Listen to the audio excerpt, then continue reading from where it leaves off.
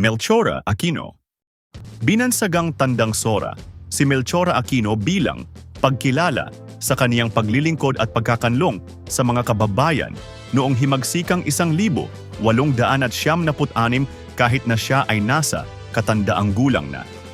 Itinuturing siyang ina ng Rebolusyong Filipino, ina ng Katipunan, at ina ng Balintawak.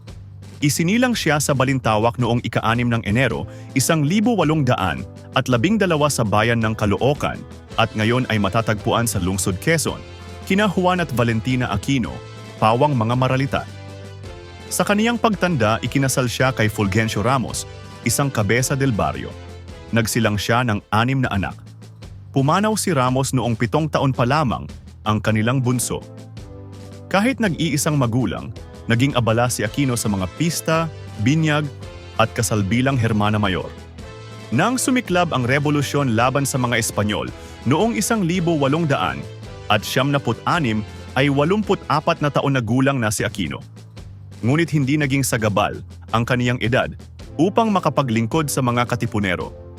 Naging kanlungan ng mga pagod at sugatang mandirigmang Filipino ang kaniyang tahanan at munting tindahan na ginagamit ding lihim na pulungan ng mga ito.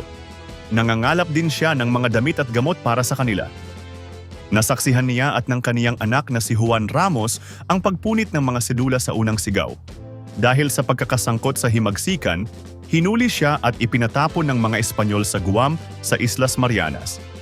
Nang masakop ng mga Amerikano ang Pilipinas noong 1878, kasama si Aquino sa mga pinalaya at pinabalik sa bansa.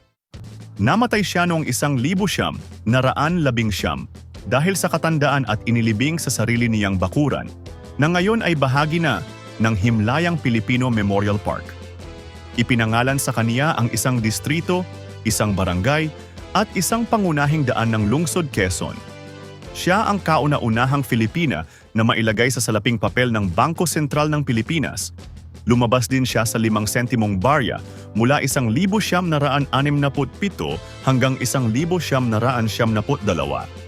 Ipinahayag ang taong 2012 na taon ni Tandang Sora bilang paggunita sa ika-2 sentenaryo ng kaniyang kapanganakan.